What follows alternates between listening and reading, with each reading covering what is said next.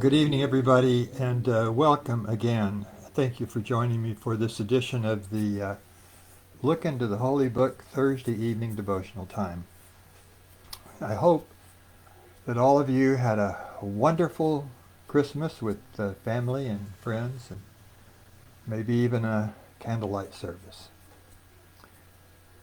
So I am Charles Logan, your host, and I would like to begin with reading from the scripture for this evening from Ecclesiastes chapter 3, starting with verse 11. He has made everything beautiful in its time. Also, he has put eternity in their hearts, except that no one can find out the work that God does from beginning to end. I know that nothing is better for them than to rejoice and to do good in their lives, and also that every man should eat and drink and enjoy the good of all of his labor. It is the gift of God. You know, in Ecclesiastes chapter 3, starting with verse 11, we're told that a desire to know God and to live for eternity was planted in our hearts from the very beginning. Some 7,000 years ago, that idea was first manifested clearly in the image of the tree of life. It was an expression of an ancient mind to represent life, regeneration, man's desire for eternity, and the generations of mankind past and yet to come. The spread of the branches perhaps represented the future, and the roots, our relationship with the earth. Now, the image of the tree of life can be found in Genesis, representing the will of man to be independent and disobedient of the will of God. Yet, even today, we see the image in artwork and literature and cultural classics, yet the symbolism is the same. The love that we have for life. Along with that desire to go on is the desire to know and perhaps influence the power that is greater than mankind, because within that desire is the realization that life is not only fragile, but it's very short. Our only hope for that eternity lies in the trust in the one who is not only in control of this cosmic play, but also in the destiny of mankind. That is the one true and merciful God that we worship. We love life, and we want it to last as long as possible.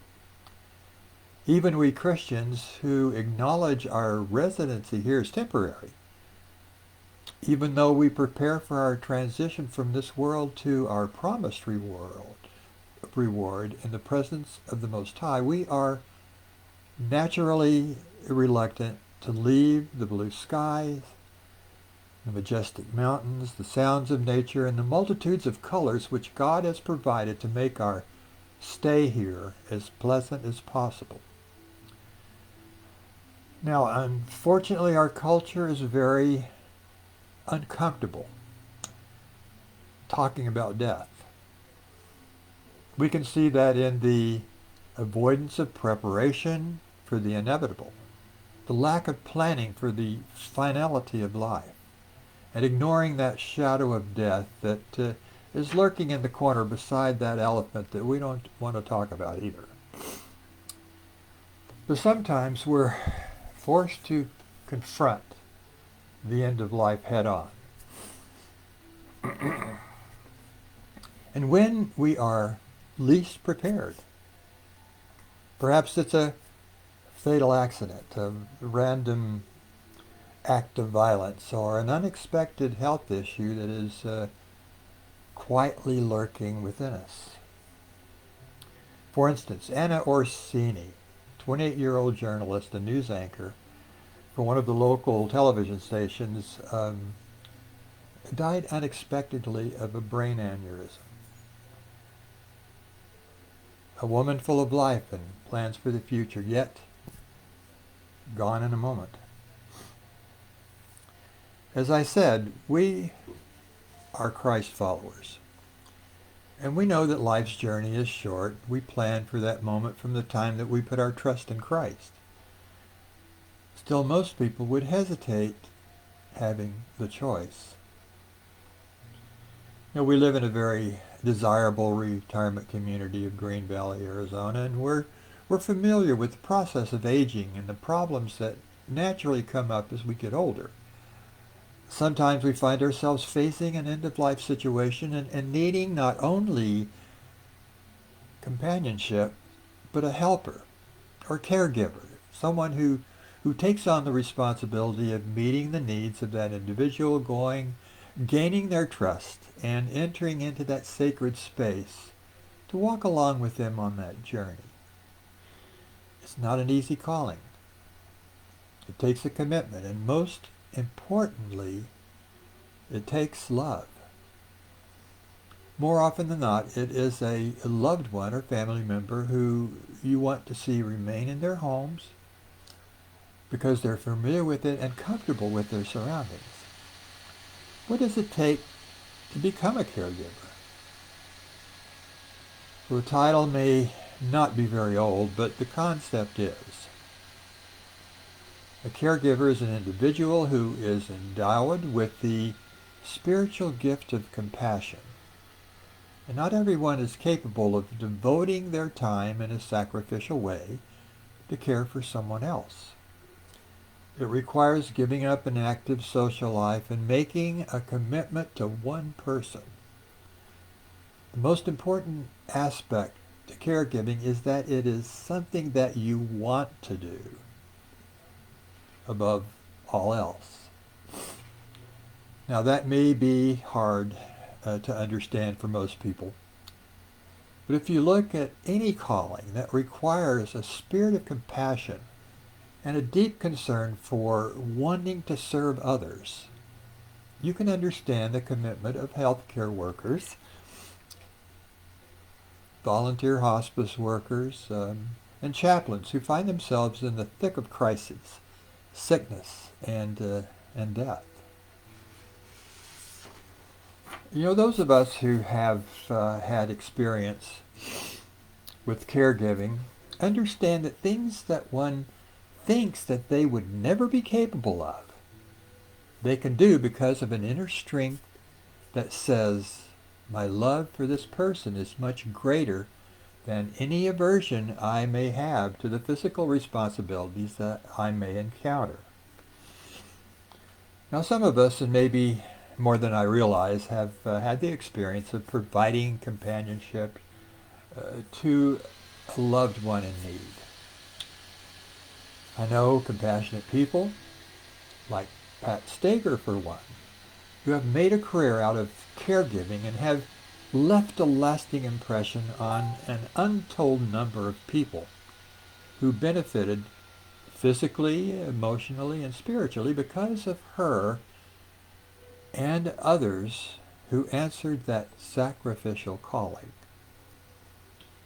However, I am mostly talking about those of us who gladly give and expect nothing in return except the confidence that their charge is comfortable and as pain-free as possible. I never really thought of myself as a caregiver or even capable of becoming one until my mother suffered a devastating stroke in 92. And I admit I was reluctant and I was scared and I was uninformed. I did not know how to take care of a totally disabled person, especially my own mother, the one who unselfishly took care of me in my growing up years. I dreaded the moment that she was released from the rehabilitation center, knowing that I was going to have the responsibility of taking care of her. I was given some cursory instructions on how to lift her out of a chair and so on before she left the facility, but most of the knowledge came from first-hand experience. To be honest, I found an inner strength that could only have come from the Most High. I also knew that my mother had a very strong faith, which kind of gave me the confidence to know that she accepted and appreciated my efforts. You know, I knew in my heart that my commitment was temporary because she passed away quietly 2 years later. Oh, I also had help from my sister who made a big difference in allowing me to keep providing for my family. The experience that I gained was priceless because I did not know that it would be needed again several years later. In 2009, my then wife Felicia and I got word that she was in stage 2 ovarian cancer. Now, I'm sure that some of you have experienced that gut-wrenching feeling when told that your lives will forever going to be changed because of a devastating diagnosis like that. It was a time that I was very active in the church, even serving as the care minister, ironically, keeping in contact and comforting those who were ill. I was Alicia's caregiver for 6 years. All of the time, thanking God for each day. My caregiving became a labor of love, and I never felt that it was a chore. In fact, I considered myself privileged. We had support from family and our church, and we wanted to have more time together, but I knew that towards the end she was drawing closer to God and distancing herself from us. It was her inspiration in responding to her illness that made me want to comfort others who were going through a similar and yet difficult time. It was then that I decided to become a companion to the grieving, and I also became a certified healthcare chaplain with the North American Missions Board, and during that time I was also a hospice volunteer. I was being rewarded every day and confident that I was doing what God wanted me to do. And believe me, I am not alone in this calling. I speak of my own experiences because many times they mirror the experiences of others. I also know that there are many people who have greater gifts than I do. But we all work to glorify our merciful God in the capacity that we are endowed. You know, the title of this devotional is The Blessings of Being a Caregiver. While the calling is not easy, it is greatly rewarding and filled with blessings if you only look for them. Here's what I have learned. Number one, being a caregiver allows one to feel that they are imitating Christ.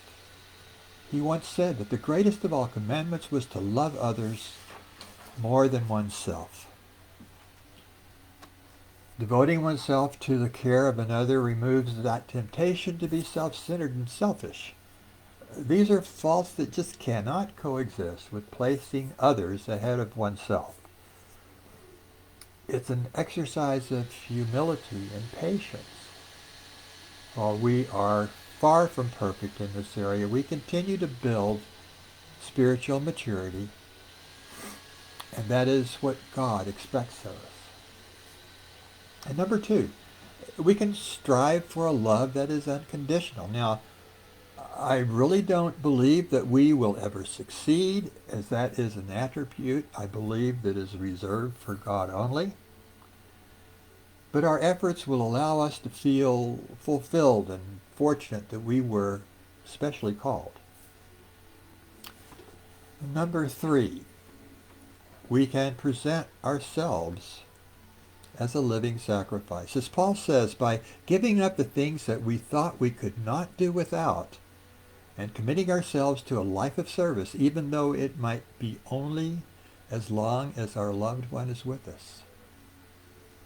Number four, we will strengthen our faith because we would not be able to accomplish a life of servitude without his help.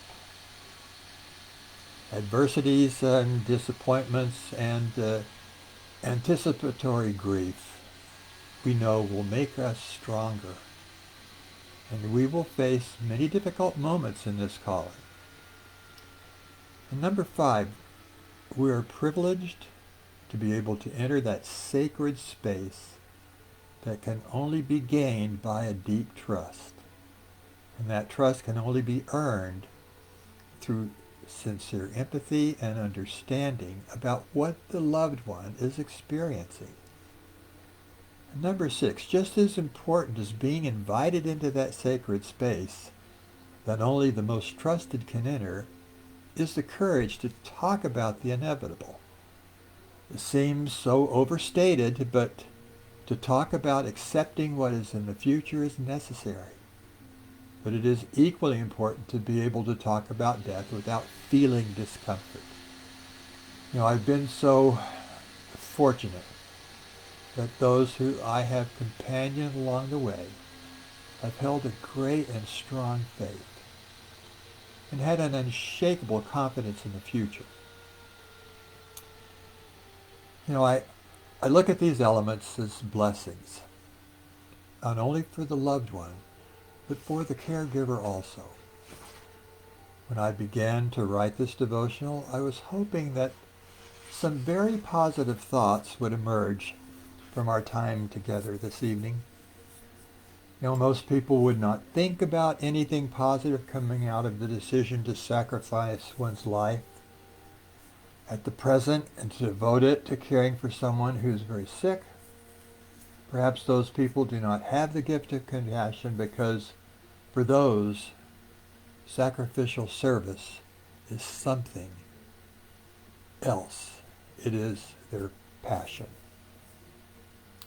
So don't get me wrong.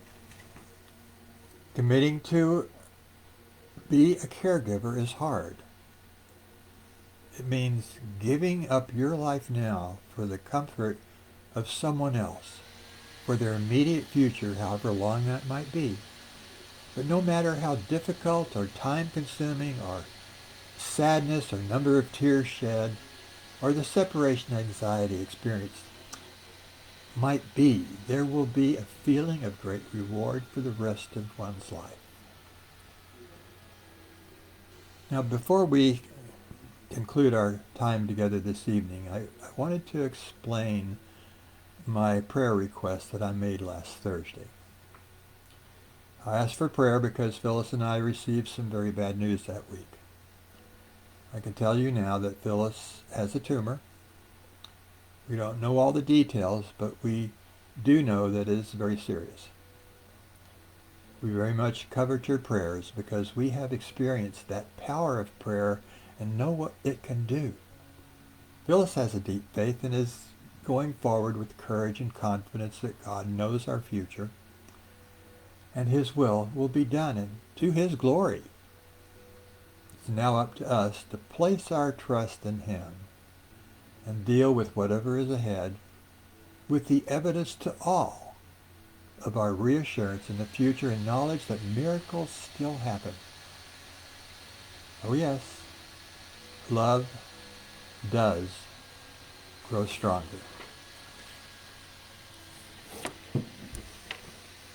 Now before I say goodbye for this evening, I just want to share with you the future of these devotionals. I'd like to change gears and talk about the blessing of love and compassion as we experience them and as we share them with others. So I am inviting you to travel this road with me and hope that you will benefit from our experiences. So once again, I want to share with you how privileged I feel to be able to have these moments with you And it is my prayer that you will get some benefit out of our time together. So once again, I'm Charles Logan, your host, wishing you a good rest of the holiday week, and until we are able to get together, Lord willing, next Thursday. I wish you a good evening.